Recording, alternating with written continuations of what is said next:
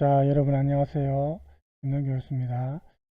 자, 오늘은 우리 채플린의 모던 타임스 남은 부분을 이제 마저 하고 마치겠습니다. 여러분 텍스트 180쪽에 보면 욕망의 유토피아라는 부분이 있죠. 오늘은 이 부분부터 이제 남은 부분을 마저 하겠습니다. 자, 우선 하기 전에 우리가 정리하는 의미에서 이 채플린의 모던 타임즈를 전체적으로 요약해주는 영상을 제가 하나 준비했는데 그걸 보고 나서 텍스트를 보겠습니다.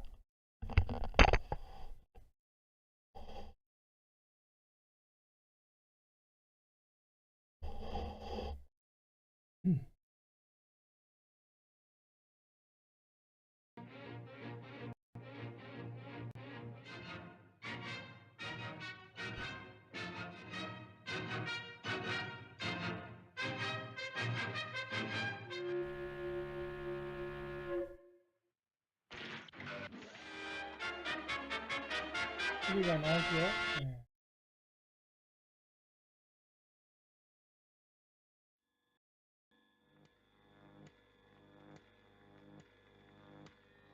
Section 5, speed her up, fall 1. Dust coming through loose on bench 5, attention foreman.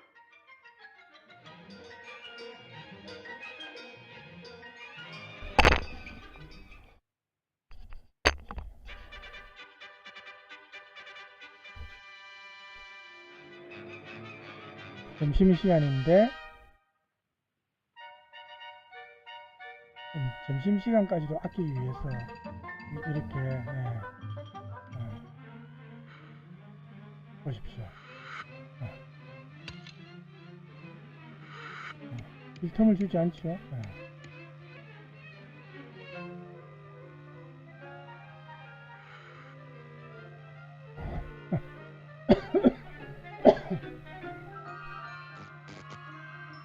이게 이제 판매원이 이 기계를 팔기 위해서 점심시간을 줄일 수 있는 이 기계를 팔기 위해서 지금 다양한데 이제 홍보를 하는 겁니다.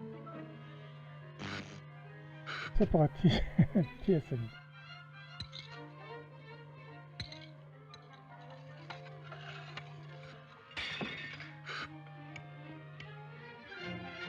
엉망이죠? 네, 기계 구입 실패했습니다.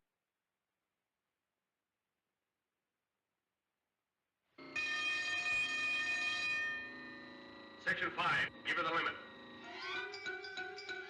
이렇게 감지하면서 지금 업무 효율이 늦은 쪽은 또 독촉을 하고 이런 것도 상징적입니다. 사람이 기계와 한 몸이 된 거죠. 아까는 이제 정신병적인 이제 뭐 그런 증세를 지금 보입니다.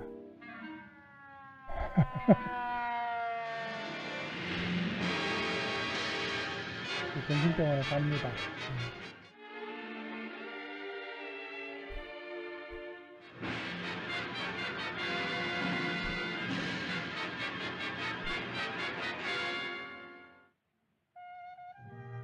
대공황 시대에 이제 그 문을 많이 닫았죠.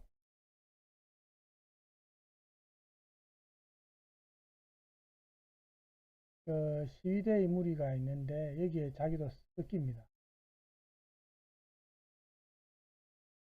시위 주모자로 오인받아서 가만히 있습니다.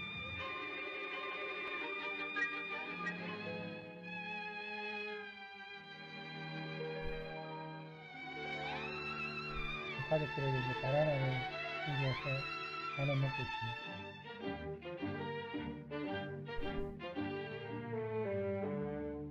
이 텍스트에서는 분열자로 표현됐지만 떠돌이 방랑자라고도 표현할 수 있죠. 채플린을.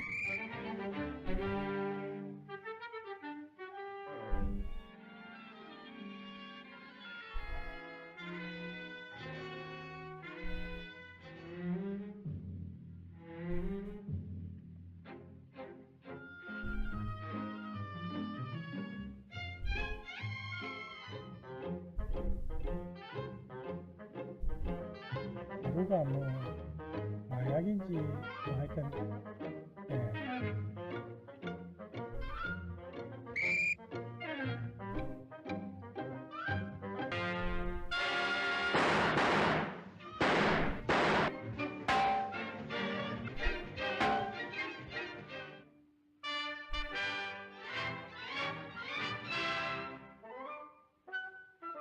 이 일로 이제 감옥에서 영상을 하게 되죠.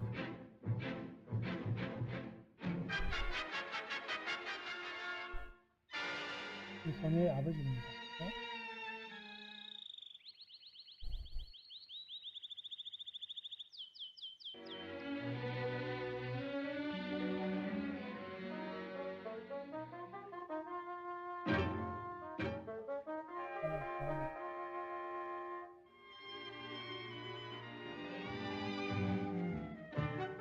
이제 평소에 대답이 됩니다.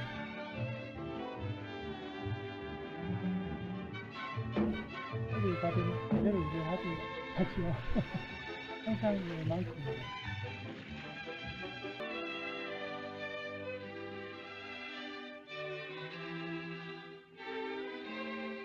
오히려 감옥이 편했다 생각하고 감옥으로 가려가죠.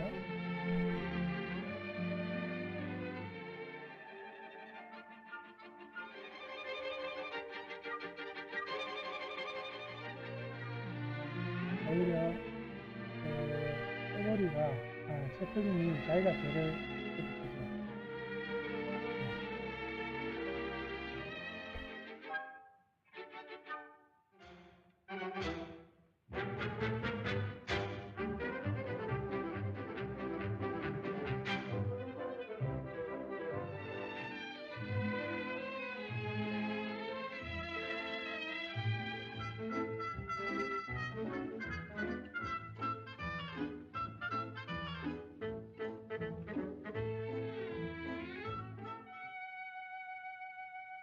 탈출하는 사람이 찰리 채플린이 걷는 제 모습이 진짜 크다죠.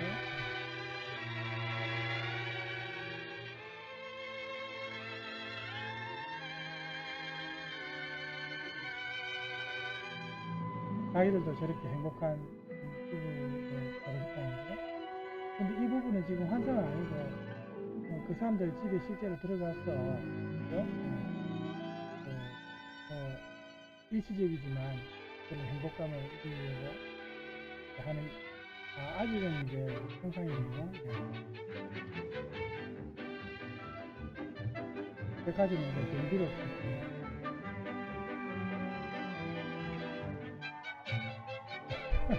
백화점은 데이트를 먹고 백화점 내에서 데이트도 타고 이렇게 백화점에 사는 데에서 사시죠. 하필이면 그 백화점에 강도가 들었어요. 옛 동료였습니다. 강도가. 예전에 이제 전부 대공황실에 전부 먹고 살기 힘드니까 그렇게 실업자가 되어서 불황자가 된 사람들이 많았다는 겁니다.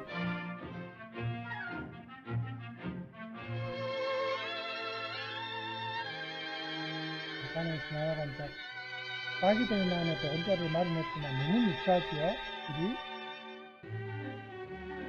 열심히 또 해요. 너무 유치하기 때문에 이렇게 뭐 다 부서져 버립니다. 이렇게 건드리게 됩니다.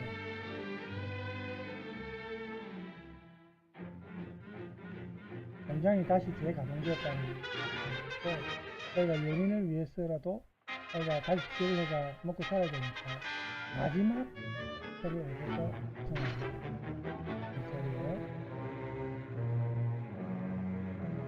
이 일을 또 오래 못하겠죠. 파업 기간이 걸려가지고 하필이면 또 그 환자를 잘못 받아서 벽돌이 경찰한테 맞습니다. 또 경찰서 끌려가죠.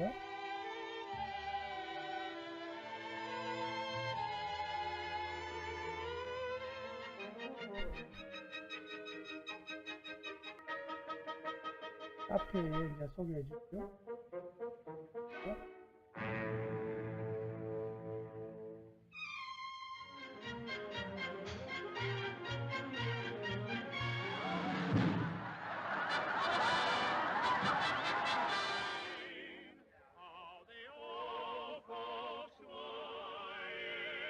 가사를 자꾸 이어버립니다.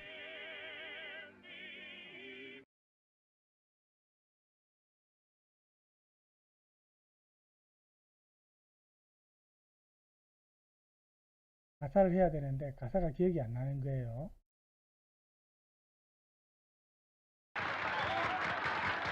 그러니까 이탈리아어로 아무 노래를 했는데 사람들이 이탈리아를 모르니까 근데 노래를 어쨌든 잘해서 인기가 있습니다. 성공을 하죠.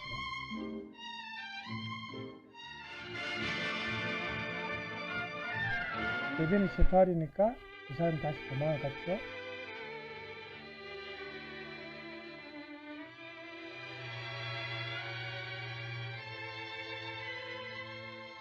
라고 말하죠. 성경 스피는 삶을 긍정적으로, 그죠? 낙관주의적인 그런 저번도 얘기했지만 대공황 시대라는 그 시대적 배경을 우리가 고려하면서 이 영화를 봐야 되겠죠.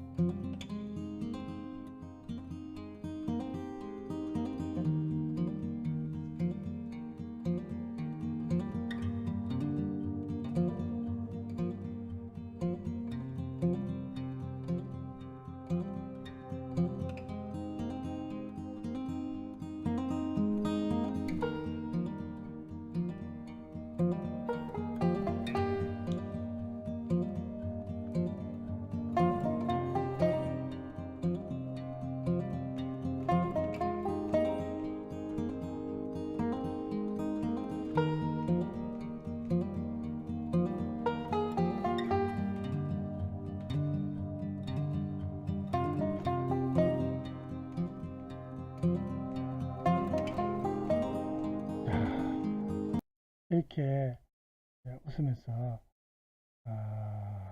영화가 끝났어요. 자, 그래서 우리가 이제 간단하게 전체적인 줄거리를 제가 소개하기 위해서 이 영상을 준비했고, 사실 1부, 2부 나눠져 있지만 이 모던 타임스를 전체를 볼 수가 있습니다. 제가 저번에 1부를 첫 번째 수업 시간에 이 모던 타임스 첫 번째 시간에 보여드렸지만 2부를 또 보고 싶으신 분들은 유튜브에 들어가서 모던 타임 찰스 채플린의 모던 타임즈 치면은 찾을 수 있습니다. 1부 때 보여준 일부 영상이 이제 저작권 문제로 제가 이제 찍은 게 또 영상이 안 나올 수도 있고 해서 제가 2부는 못 보여드리겠습니다. 오늘 짧은 줄거리 영상은 제가 준비를 한 겁니다. 자, 다시 우리 욕망 유토피아로 들어가면 이 욕망이라는 것은 우리가 여러 가지 종류가 있죠. 성적인 욕망, 또 물적인 어떤 재물이나 애에 대한 욕망, 모든 사람이 욕망이 없는 사람은 없겠죠. 이 욕망이 사실은 우리 인간의 삶을 이끌어가는 어떤 자극제 역할도 하고, 그죠? 그죠? 생산을 또 자극하기도 하고, 욕망이 있음으로 인해서 어떤 결과물이 나올 수 있는 겁니다.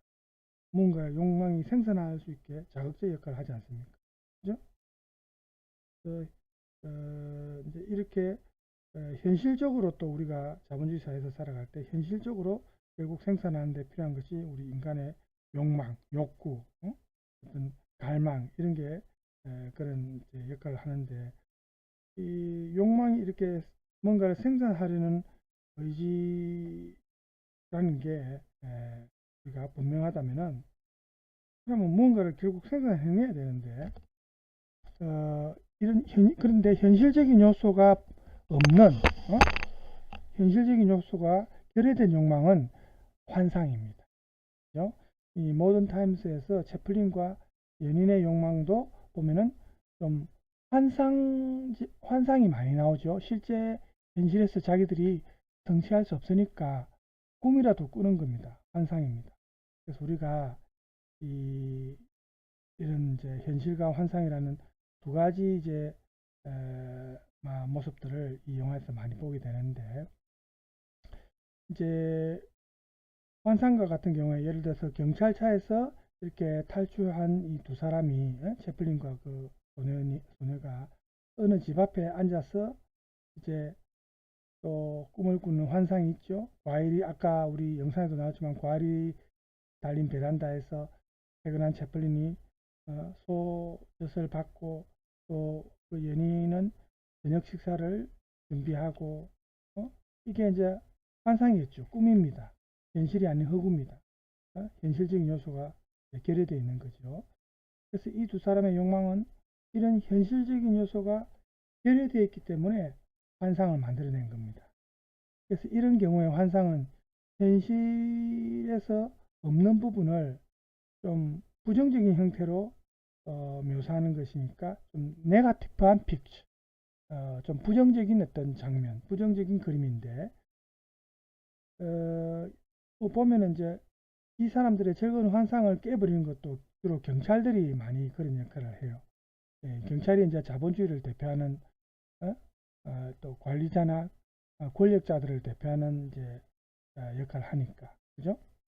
그 다음에 또 백화점에서 이 두 사람이 환상을 또 꿈꾸는 장면이 나오는데, 이 연인과 행복한 가정을 이루기 위해서 채플린이 백화점 경비원으로 취직하고, 그 다음에 굶주리고 잘 곳이 없는 그 소녀를 이제 폐업한 백화점에 데려가 가지고, 아까 보니까 뭐 머피코트도 걸치고 또 포근한 침대에 눕고 하는 장면들이 있었죠. 근데 이거는 이제 꿈은 아니고 사실은 현실입니다. 실제로 그 폐업한 백화점이니까 그 안에 들어가서 이 사람들이 이제 그렇게 하는 거죠. 그렇지만 그 다음 날이 밝으면은 다시 백화점에서 빠져나와야 되죠. 잡히니까. 그러니까 그 다음 날이 되면은 사라져 버리는 그런 현실. 환상과 크게 다르지 않죠. 근데 이제 실제로 채플린이 체포되고 이제 사라져 버리는 현실인데, 이것은 환상이죠. 그런데 이제 첫 번째 환상하고는 좀 다른 게, 단순한 어떤 허구적인 꿈은 아니고, 그죠? 반대로 이것이 환상인 이유는 손안에 자기들이 실제로 손안에 잡은 현실은 자기 것이 아니죠. 그런 것은 아니고 남의 것이니까, 이것도 현실이 결여된, 현실 속에서는 없는 거니까, 그죠? 소유하지 못한 거니까 환상에 들어갈 수 있습니다. 이런 두 가지 환상을 통해서 채플린은 환상이 어떤 거라는 것을 지금 설명을 해줍니다. 환상은 분명히 현실적인 요소가 결여된, 현실적인 요소가 빠져있는 그런 욕망의 산물입니다. 그런데 이 결여라는 것은 현실적인 요소가 이제 붙어야 하는 거죠. 이 현실적인 요소가 없는 이 결여라는 것은 현실의 근원적인 부재가 아니고 소유하고 싶은 욕망, 이런 것 때문에 나타나는 결여입니다. 자기가 지금 소유하지 못했으니까, 그게 없는 상태니까 결여입니다. 그래서 이건 배가 고파야 일을 한다는 그 근대의 부르주아적인 욕구 개념하고도 아주 유사합니다. 욕망이 무언가를 생산하려 하기 때문에 거기에 필요한 현실이 없기 때문에 이런 환상을 낳는 거죠. 그죠? 그런데 이렇게 채플린과 그 연인이 그 환상, 꿈을 꾸는 것은 두 사람만 그런 건 아니고, 그 세계 경제적인 대공황 시기에 수많은 사람들이, 수많은 노동자들이 그런 꿈을 꾸고 자기들이 이제 그렇게 살고 싶었겠죠. 그런 꿈을 꾸고, 또 현재 우리 시대, 현대에도 많은 사람들이 욕망하는 그런 거거든요. 이 환상이. 결코 개인적이라고 할 수 없는, 어떻게 보면 우리 인간 전체 집단적인 욕망이다. 집단적인 어떤 충동이다. 그런 게 이제 동일하다고 볼 수 있습니다. 이런 뜻에서 우리가 이걸 집단 환상이라고 표현합니다. 그 표현이 182쪽에 보면은 여기 나오죠. 이런 뜻에서 집단 환상, 그룹 팬터시라고 우리가 명명을 할 수 있다는 겁니다. 그래서 이렇게 다수의 사람들에게 강요되는 자기한테 부족한 결여, 또 이 사람들의 욕망, 여기에는 거리감이 많이 있죠. 이런 거리감 때문에 생긴 게 환상인데, 이런 점에서 볼 때 이런 환상은 현실의 결여에 대한 비판, 이 환상이라는 것은 현실 속에서 자기들이 그걸 소유하지 못하고 갖지 못한 그런 것에 대한 비판입니다. 왜 우리가 이렇게 꿈만 꿀 수 있고 현실 속에서 이걸 가질 수 없느냐, 항상 이렇게 굶주리는 노동자로 프롤레타리아 계급으로만 할 수밖에 없느냐. 여기에 대한 비판입니다. 그래서 이 때문에 채플린은 자신들이 꿈꾸는 집이나 현실 속의 집을 다시 한번 대비시킵니다. 꿈과 현실을. 그래서 연인이 마련한 집은 보면 아까 우리 동영상에서도 봤지만 굉장히 흐름하죠. 벌써 집 외부의 모습도 그렇고 자기들이 꿈꾸던 환상적인 집은 아닙니다. 풍요로운 집은 아니고 집에 들어가 보면은 문 위에 한자가 떨어져서 채플린 머리에 받치고 빗자루 세워둔 것도 치우니까 지붕이 내려앉고 그런 집입니다. 테이블도 이렇게 건드리면 테이블이 폭삭 주저앉고 의자에 앉으니까 바닥이 내려앉고 신체에 닿기만 하면은 어느 성한 곳이 없어요. 집이 그만큼 허술해요. 그래서 이렇게 현실의 집은 철저하게 환상 속의 집하고는 대비됩니다. 반대지요. 그럼 이런 영화 속의 이런 내용을 통해서 채플린이 말하려는 의도는 무엇일까? 이 두 사람의 꿈이 허구적인 환상일 뿐이다 하면서 항상 자조하고 자기 자신에 대해서 자기 자신을 파괴하는 그런 면을 보여주기 위해서 이런 영화 속에서 이런 장면을 넣었겠습니까? 사실은 이런 환상에 대한 어떤 냉소나 자조를 찾아보기 힘듭니다. 채플린의 행동을 보면 항상 웃고 자기가 어디에 부딪히고 깨지고 이래도 채플린은 항상 괜찮다는 표정을 지으면서 연인을 위로하고 항상 그러거든요. 또 연인인 소녀도 역시 마찬가지로 똑같이 거기에 동조하면서 오히려 채플린을 위로하고 달래고 그런 장면들이 많이 나옵니다. 물론 환상이 깨지는 것은 분명한데 이런 흐름한 집에 부딪혀서 환상이 깨어집니다. 그죠? 하지만 이 채플린 감독이 정말로 자기가 깨고자 하는 것은 이 환상이 아니라 현실입니다. 그 당시 경제대공황에서의 어떤 현실. 그래서 채플린이 이런 식으로 누구든지 갖고 싶은 혹은 갖고 있을 법한 이런 아름다운 환상 이거하고 노동자라면 누구라도 피해가기 힘든 누추한 현실을 이렇게 서로 대비시킵니다. 이렇게 대비시킴으로써 현실의 누추함에 대해서 오히려 비판하고 풍자하는 거죠. 날카롭게. 그 환상의 집이 현실의 집과 너무나 비교가 되고 너무 거리가 멀면 멀수록 이 비판의 강도는 더 세어지고 비판의 칼날은 더 예리해집니다. 즉 채플린은 이 현실과의 충돌을 통해서 환상을 깨버립니다.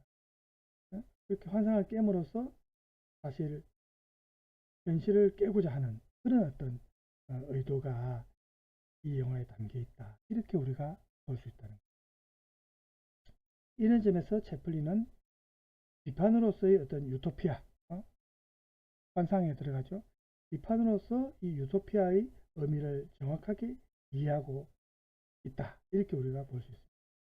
집단적인 욕망이 우리 인간의 집단적인 욕망이 생산하는 어떤 집단 환상, 아까 우리 집단 환상에 대해서 여기 말했죠.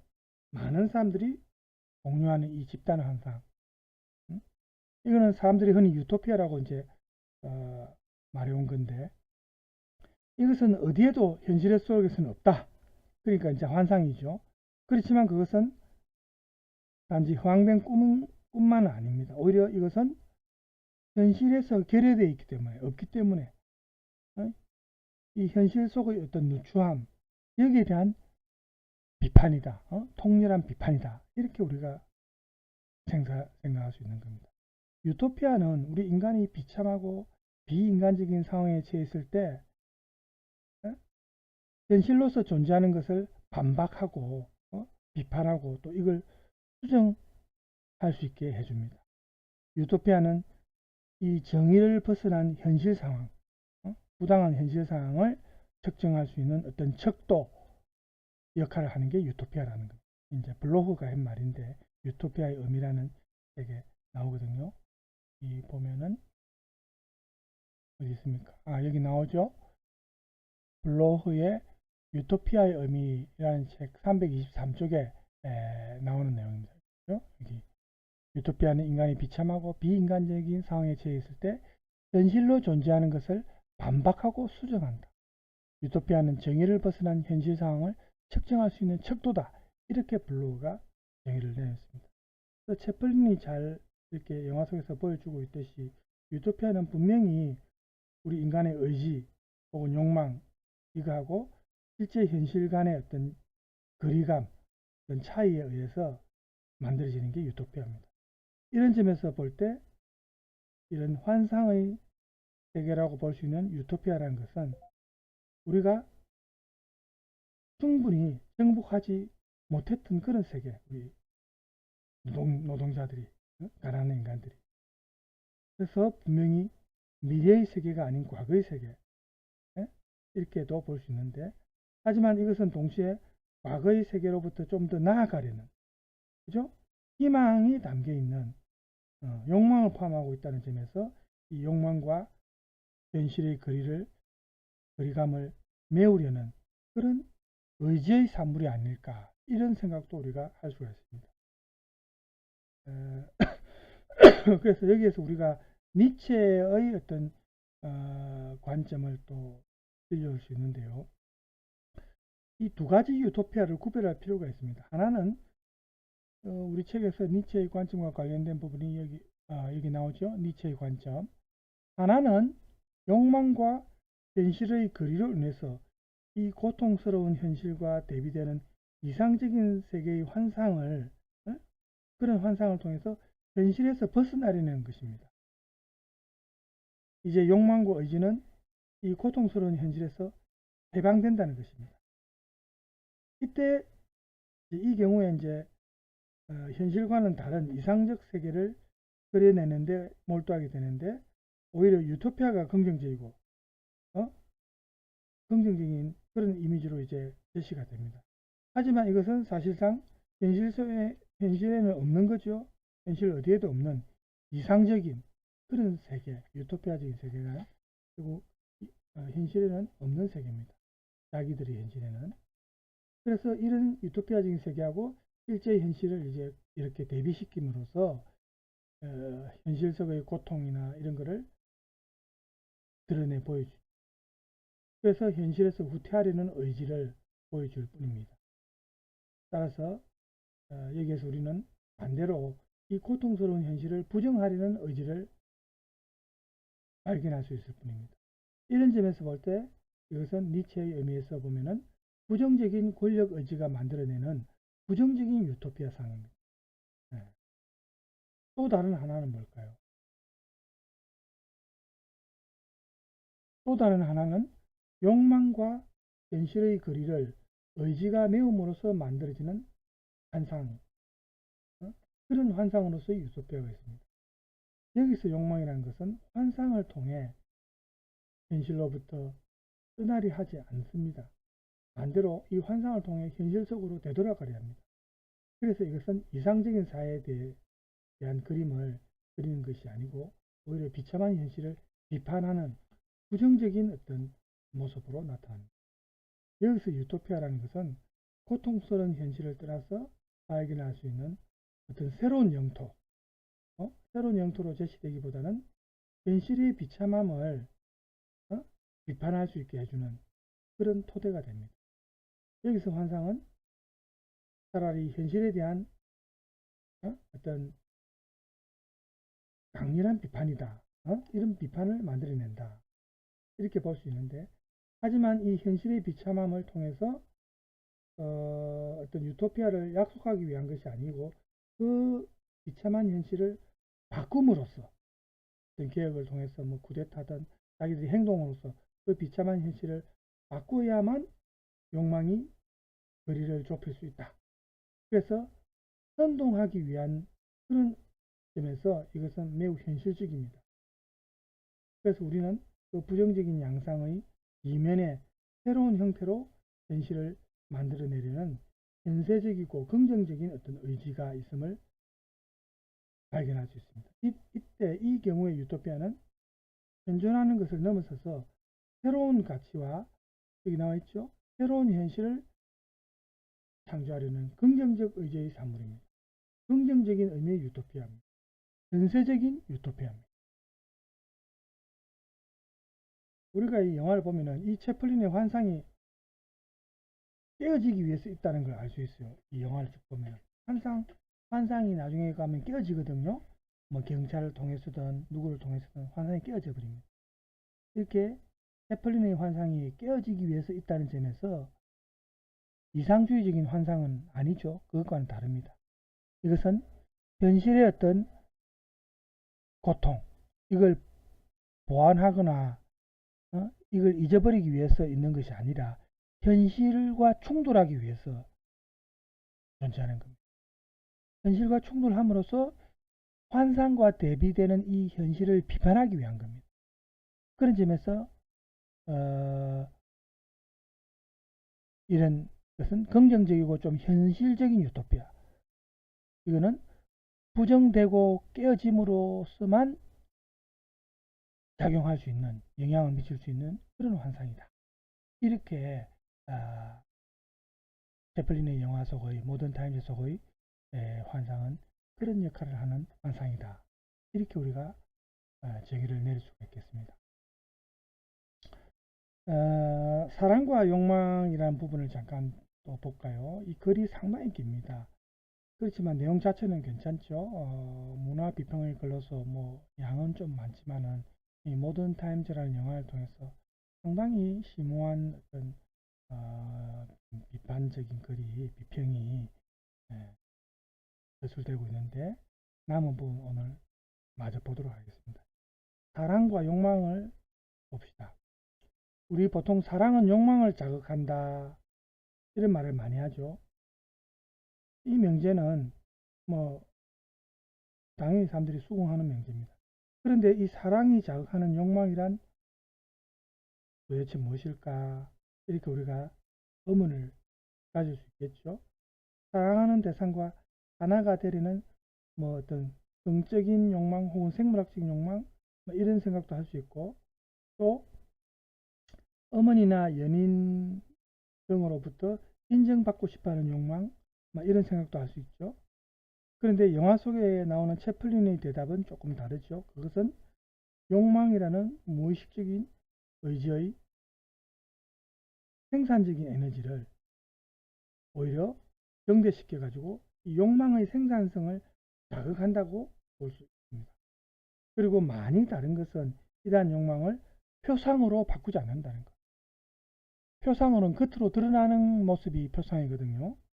외부로 드러나는 모습.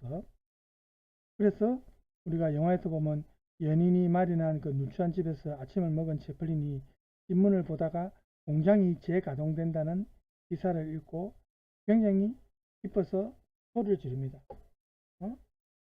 드디어 일을 할 수 있게 됐다.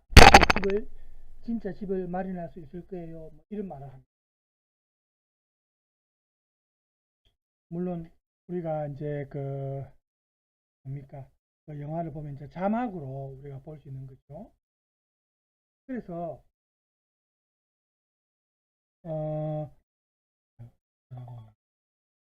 수업을 할 때 항상 전화가 안 받겠습니다. 뭐 나중에 수업 마치고 제가 부재 중에 전화 오면 다시 보면 되니까.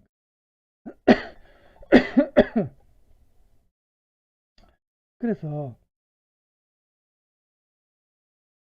이렇게 이제 신문을 보고 이 사람이 채플린이 드디어 일을 할 수 있게 됐다. 이제 진짜 집을 마련할 수 있을 거예요. 하면서 무슨 속도로 달려갑니다. 공장 앞에 많이 사람들이 모여 있는데 그걸 사람들을 헤쳐 나가죠. 이런 모습이 어떤 리비도적인 에너지가, 리비도는 이제 프로이트의 심리학에서 많이 나오는 용어죠. 어떤 욕망, 주로 성적인 욕망과 관련된 표현인데, 이런 리비도적인 에너지가 이런 모든 사람들을 뚫고, 억압을 뚫고 분출하는 모습을 뭐 보여주는 겁니다. 그것과 비슷하다는 겁니다. 그리고 마지막에 이제 취업하기 위해서 이제 이 사람이 마지막으로 이제 마지막 딱 탑승하게 되죠. 마지막 사람으로. 그래서 사랑하기 이전에는 차라리 감옥에 남고 싶다고 이렇게 생각하던 채플린, 혹은 그때 이제 영화 아까 동영상에도 나왔지만 또 잘못해가지고 실수로 배를 바다에 빠뜨리는, 배를 이제 조선소에서 일하다가 배를 침수시킨 뒤에 다시 감옥으로 갈까 이런 생각을 채플린이 하죠. 이런 채플린과는 아주 대조되는 모습인데, 이 사랑이라는 것이 이처럼 욕망의 생산적인 힘을 자극한다는 겁니다. 그래서 이것을 연인의 인정을 받기 위한 행동이다, 만약 이렇게 본다면 이 욕망은 정말 초라한 욕망이라고 밖에 볼 수 없는데, 사실 이렇게 자극을 받으면서도 우리 사람은 자신이 할 수 있는 일에 대해서 잘 모릅니다. 왜냐하면 그건 무의식적인 힘이니까. 그죠? 당신 일자리를 봐놨어요 하면서 이 소녀가 카페에서 이제 일을 하던 소녀가 채플린에게 주인을 소개합니다. 그래서 이제 웨이트를 하겠냐고 물어보다가 다시 묻죠. 노래를 할 수 있겠나 이렇게 물어보니까 처음에는 채플린이 당황하면서 좀 머뭇거립니다. 좀 움츠러드는데, 그렇지만 소녀가 대신해서 그래 할 수 있습니다 라고 대답하죠. 그러니까 이렇게 천천히 고개를 끄덕이는 채플린의 모습이 영화에 나오는데, 대답을 하긴 하지만 표정으로 보면은 좀 자신감이 없는 표정이죠. 물론 이 채플린의 노래와 춤은 대단했습니다. 우리가 영화에서 쭉 보다 보면 이 사람이 그런 재능이 많다는 걸 알 수 있어요.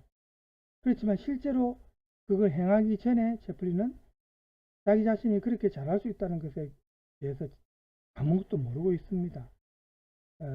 그래서 사랑이 감춰져 있던 것, 억눌려 있던 것을 끄집어낸 겁니다. 이 소녀에 대한 사랑이 자기 자신 속에 감춰져 있던 이런 재능을 끄집어낸 거죠. 욕망과 표상에 관해서도 이 채플린은 우리가 일반적으로 생각하는 통념에서 벗어납니다. 두 개의 장면이 이제 우리가 생각을 할 수 있는데, 첫 번째는 백화점에서 롤러스케이트를 타는 장면에서 이렇게 궁핍하고 굶주림 속에서 이제 이런 그 당시 경제 대공황 속의 어떤 거리를 벗어나서 백화점에 들어온 두 사람이 막 신이 나가지고 채플린이 롤러스케이트를 타고 막 재주를 부리죠. 그래서 눈 감고도 할 수 있어요 하면서 막 실제로 눈을 가리고 그 아주 위험한 플로어, 나중에 그 떨어질 수 있는 부분인데 플로어를 아슬아슬하게 밟기도 하고, 그러니까 소녀가 막 놀라죠. 떨어질까봐. 그런데 눈을 풀어버리니까 채플린은 눈을 감았을 때 잘 달리던 플로어를 겁이 나가지고 막 손과 발을 휘저으면서 막 떨어지지 않으려고 허울적댑니다.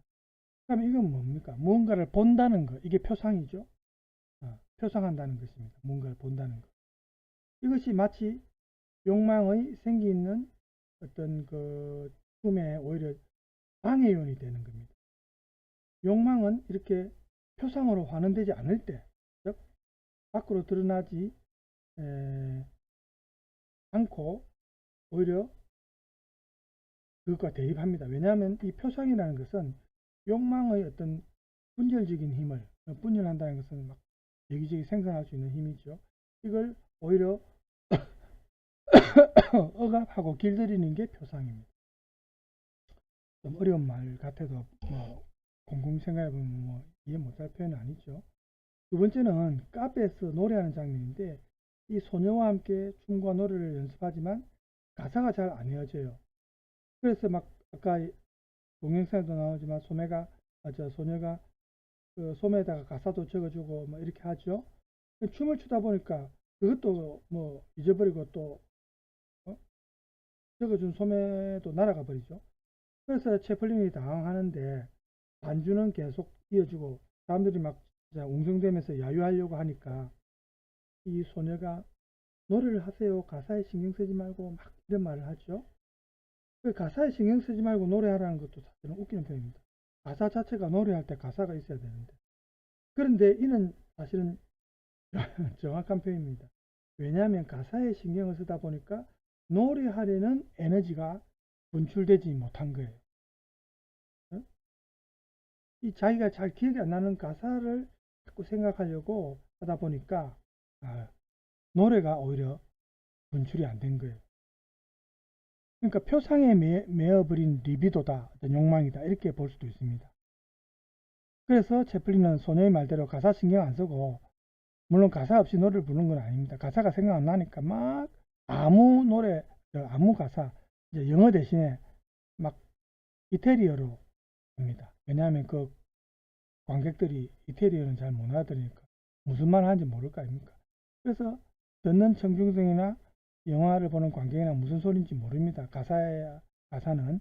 그래도 노래의 흐름과 이 노래의 흐름에 잘 어울리는 우스꽝스러운 춤이라든지 이런 게 그 관객들을 사로잡습니다. 매료시키거든요.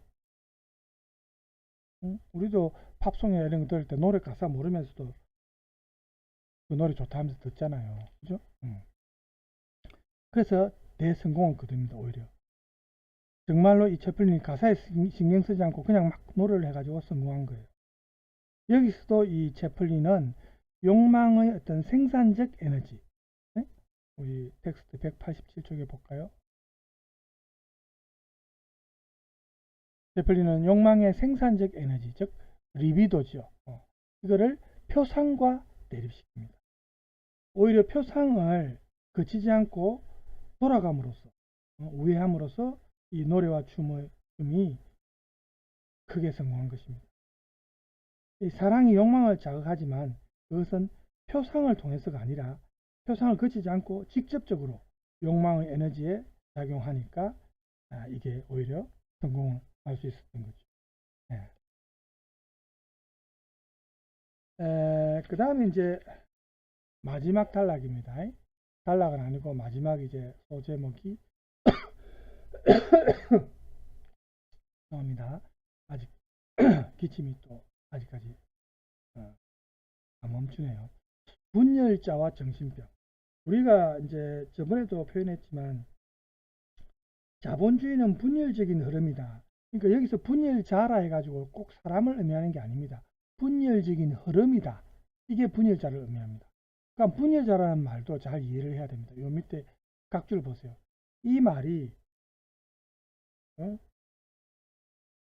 우리가 영어로서 생각하는 그 정신분열증하고 똑같다고 생각하면 안 됩니다. 정신분열증의 그 분열증은 아닙니다. 그러니까 분열자에 대해서 말하는 것은 욕망의 분열적이고 자유로운 흐름. 여기 나오죠. 욕망의 분열적이고 자유로운 흐름. 이걸 지금 의미하는 겁니다. 분열적인 흐름은, 혹은 분열자는. 그래서 그 자체에 뭐 정신분열증 뭐 이런 건 아닙니다. 반사회적인 뭐 정신분열증하고는 전혀 다르다는 걸 우리가 염두에 둬야 되겠습니다. 그래서 이 분열적인 흐름이 결합함으로써 이제 자본주의가 탄생하고, 그리고 자본과 노동자를 생산하게 되죠. 자본주의를 통해서. 이것은 끝없이 분열자를 생산합니다. 분열적인 흐름이라는 말이죠. 그러니까 아까 말했다시피 욕망의 자유로운 흐름이 분열입니다. 분열자, 그걸 명심해야 됩니다. 이런 의미에서 자본주의가 분열적이다 이 말은 욕망의 자유로운 흐름이다 이 말입니다. 하지만 이러한 흐름을 그대로 방치하고 내버려 둘 수는 없습니다. 그러면 자본주의 체제가 질서가 없으니까 붕괴할 수도 있죠. 그래서 자본주의 스스로 이렇게 끊임없이 만들어내는 분열적 흐름을 또 억압하고 이 분열적인 과정을 중단시켜야 됩니다. 그래서 다양한 분야에서 무언가를 생산하려는 이런 분열적인 흐름, 욕망의 흐름이 중단됨으로써 병으로서의 정신분열증이 나타나게 됩니다. 우리 영화에서 채플린이 계속 너트 조이는 일만 하다가 나중에는 완전히 거기에 편집적인 정세를 보이죠. 일종의 정신분열증처럼. 그래서 이런 점에서 정신분열증은 분열적인 과정을 스스로 산출하면서 동시에 중단시키고 억압을 하는 자본주의의 산물이 바로 정신분열증입니다. 그래서 기존의 가치와 질서를 때로는 웃어넘기고 때로는 거기에 저항하면서 끝없이 탈주하는 이 채플린과 이 연인이 결국은 자본주의가 만들어내는 분열자다. 자유로운 어떤 욕망의 흐름에 들어가는 분열의 과정에 들어가는 그런 분열자다.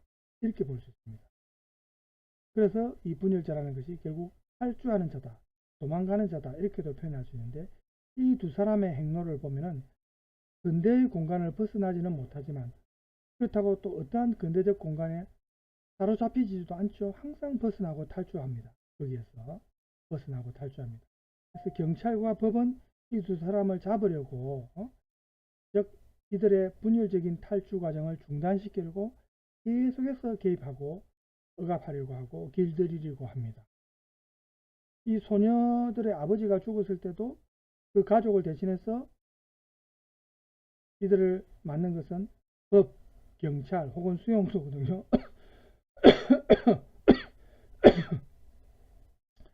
소녀는 탈주하고 불황을 중단시키려는 경찰은 이 채플린과 소녀가 그 카페에서 극적인 성공을 거둔 직후에도 이 두 사람을 재판하려고 하죠. 이제 그때 소녀가 예전에 빵을 훔친 그것 때문에 흡입됐잖아요. 또 재판하려고 하거든요. 이렇게 거의 모든 이 영화 속의 장면이 채플린이 경찰에 체포되는 것으로 끝나거나 또 경찰이 개입해서 이 두 사람의 새로운 생활이나 새로운 환상을 중단시키는 장면으로 끝나든지 뭐 이렇습니다. 이런 점에서 채플린이 경찰을 등장시키는 것은 단순히 모든 잘못의 책임을 경찰에 떠넘기는 그런 상투적인 방식은 아닙니다. 그거하고는 다릅니다. 중요한 것은 채플린의 이런 분열적인 탈주 과정과 또 그걸 중단시키려는 경찰, 이제 이 경찰이 자본주의를 대표하는 세력이라고 볼 수 있거든요. 이 경찰, 즉 자본주의 간의 대립 혹은 충돌입니다. 그렇죠? 채플린의 이런 분열적인 탈주 과정하고 또 이런 과정을 중단시키려는 경찰, 즉 자본주의 간의 대립과 충돌입니다. 이것이 이런 대립과 충돌이 욕망의 흐름과 자본주의 사이의 근본적인 대립을 보여주고 있습니다. 우리가 욕망의 흐름을 때로는 광기라는 표현으로도 말을 하거든요. 그래서 이 광기를 아까 말했다시피 병적인 용어로 생각해서는 안 됩니다. 미친 사람 해가 광기 이렇게 생각하면 안 돼요. 그래서 광기라는 이름으로 이제 말을 못하게 침묵하게 한다든지 이 욕망의 흐름을 또 그걸 교정하려고 하는 게 근대적인 이성의 어떤 억압이다 이렇게 볼 수 있는데 우리 뒤에 보면 이 광기와 관련해서 그 핑크 플로이드에 나오는 로저 워터스의 노래도 있습니다. 광기는 내 머릿속에 있지, 광기는 내 머릿속에 있지, 당신은 칼날을 들어 그걸 바꾸려 하지, 당신은 나를 재배열하지, 내가 제정신이 될 때까지, 당신은 문을 잠그곤 열쇠를 던져버리지, 내 머릿속에 누군가 있지만 그건 내가 아니야. 뭐 이런 노래가 있는데 이 영화에서도 보면은 새벽에 이제 항상 실패만 하다가 모처럼 카페에서 이제 성공한 이후에 이제 다시 경찰에 쫓겨서 탈주하는 채플린과 소녀가 이제 나오는데 이 소녀가 참 절망감과 비탄에 빠집니다. 그렇지만 채플린은 보면은 옆에서 여전히 즐겁고 유쾌한 표정이죠. 여기서 이 분열자의 운명, 두 가지 운명이 이제 나타나는데 하나는 중단시키려는 자본주의의 억압 앞에서 좌절하고 절망할 때 이 분열적인 흐름이 자유로운 욕망을 말하죠. 이 분열적인 흐름이 중단되고 붕괴되는 겁니다. 아무리 노력해도 소용없어요. 이럴 경우에 분열자는 그러니까 욕망의 자유로운 흐름이죠. 이 분열자는 자본주의의 벽 안으로 사로잡혀서 갇히거나 보습되거나 아니면 절망과 허무 속으로 빠져드는 겁니다. 그죠? 이게 이제 한 가지고 반대로 이러한 억압에 좌절 안 하고 욕망을 오히려 거세하려는 그런 억압 앞에서 수치심을 갖지 않고 양심의 가책에 빠지지 않고 그럴 경우에 이들은 결코 정신병자가 아닙니다. 이 경우에 분열적인 흐름, 즉 자유로운 욕망의 흐름은 새로운 삶으로서의 노동이 될 수 있고 생산이 될 수 있습니다. 또 새로운 인식과 새로운 가치를 창조할 수 있는 동력이 됩니다. 예를 들어 카페에서 성공을 거둔 채플린의 노래와 춤은 이런 분열적인 흐름에 의해서 새로운 가치가 창조되고 생산된 거거든요. 이렇게 욕망의 흐름이 만들어내는 새로운 노동, 이게 새로운 예술입니다. 더 나아가서 이것은 혁명적인 전환을 꾀할 수 있는 어떤 잠재력의 역할도 할 수 있는 겁니다. 그래서 우리가 아까 여기 광기라는 말이 나왔지만 이렇게 광기로 간주되는 분열적인 흐름, 자유로운 욕망을 오히려 분열적인 흐름으로 이제 표현을 했지만 이렇게 광기로 간주되는 분열적인 흐름이 붕괴해가지고 정신병으로 전락하는 것을 우리가 막고 그걸 오히려 노동이나 욕망이나 생산이나 창조의 흐름에 작용하게 하는 겁니다. 여기에서 이 소녀의 울음과 대비되는 게 채플린의 웃음이죠. 이 채플린의 웃음은 항상 새로운 긍정적인 의미를 보여줍니다. 소녀의 울음은 붕괴를 사람이 이제 거기에 절망해가지고 완전히 이제 포기하는 상태, 붕괴를 표시하는 게 울음이고 그건 절망이죠. 절망이라는 것은 결국 죽음에 이를 수도 있는 병입니다. 그걸 채플린은 잘 알고 있었어요. 그래서 채플린은 힘을 내요. 우린 해낼 수 있어요. 어떠한 경우에도 죽음이란 말은 말아요. 이런 말을 합니다.